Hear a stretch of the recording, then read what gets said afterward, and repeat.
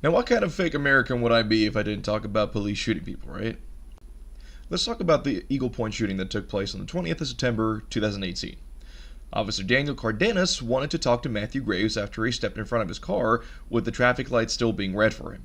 He didn't do anything at first, but when the officer saw him go back on the road with the pedestrian lights still being red, he did a U-turn and initiated contact. Graves walked away from him and went into an Oregon Carl's Jr. restroom. I'm not sure what that is, but I'm sure it's like a local restaurant or something like that. He refused repeated commands from Officer Cardenas, got tased, struggled some more until Officer Clarence Davis, a 15-year-old department veteran, told Cardenas that Graves had a gun, twice. Now, right before Officer Cardenas fires the shots, Davis corrects himself and says that it was a taser instead. It's not a great situation, let me just say that. I can't even imagine the thoughts that were running through Officer Cardenas' head when he heard that Graves had a gun. He'd refused to talk to him peacefully, he showed clear signs of hostility, not to mention he fiddled around with the back of his pants for a little too long for comfort to get his cash out, for whatever reason. To the officer, he could have easily been adjusting his gun or knife or something else that could be used as a weapon. From an emotional perspective, I can understand why you might think that this was not a justified shooting. However, that's not how the law works, and that's what it comes down to. Cold, hard facts versus the emotions that swirl in a person's head. Let me try to have you visualize this. You come across some guy who steps in front of your cruiser at a crosswalk while your light is green.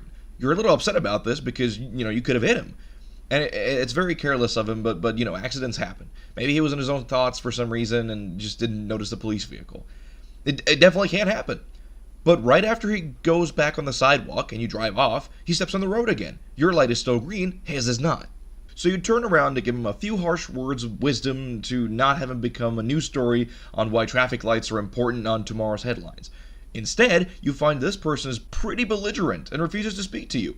Instead, he walks away from you while insulting you.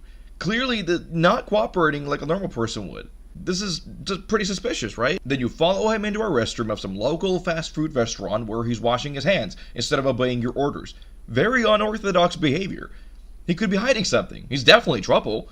And at this point, you've got to detain this guy to figure out what his problem is. Maybe he's got warrants on him and doesn't want to go back to jail. Either way, he's a potential hazard to the public. You tell him to get on the ground a number of times, and he even approaches you without caring about your orders. I don't know about you, but that sounds pretty concerning to me. He doesn't even care that you've got a taser held up right to his face.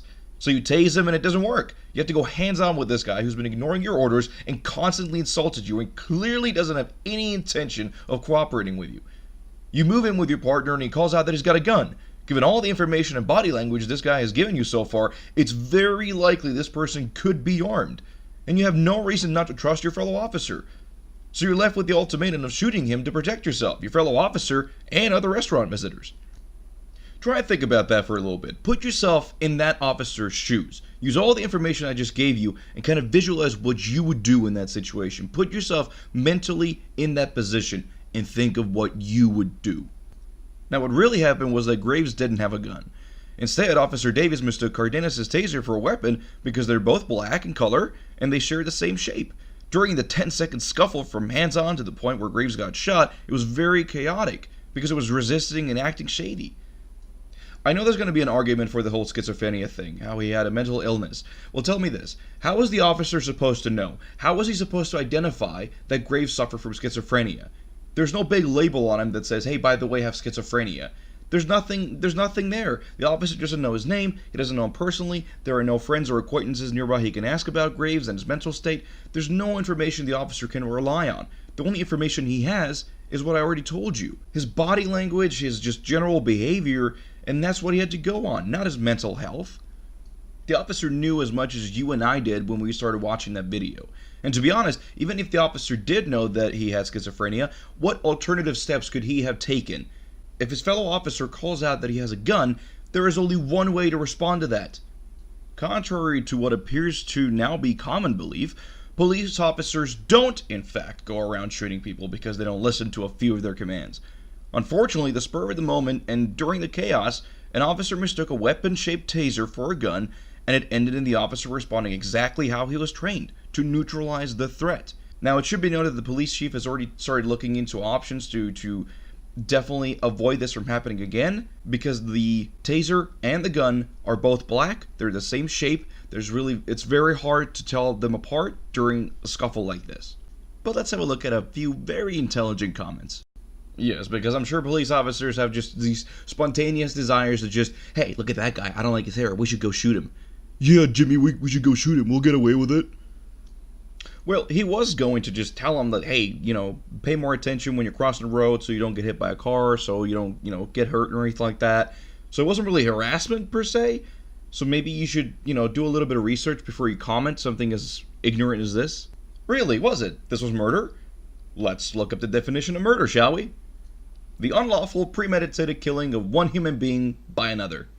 I'm sure before this officer went on patrol, him and his buddies were like, you know what, we should really murder this Matthew Graves dude. He keeps skulking around the highway a lot. I just don't like him. We should just get rid of him. What? No, I wasn't. Nope. Yes. You tell him, bathroom selfie guy. Nice try, Moth. He didn't really grab his gun, though. It's that one officer mistook a taser for a gun. I like your attitude, but you got the facts wrong, and that's something you should be very careful of. I'm sure your angry emoji and your knife emoji will make all the difference in the world. And, of course, I'm going to listen to the wise words of someone with an ASMR foot fetish. Still not murder. That'll show those pigs. Not really. They just wanted to go home at the end of the day. Yes, imagine that. You should support the police, but up to a point. You shouldn't just blindly support them. Look at the facts, read up some articles, do some research before you decide whether or not you think this is a justified shooting or not. He didn't deserve to get shot by any means. It was just, an unfortunate circumstance. Yes, whatever that is.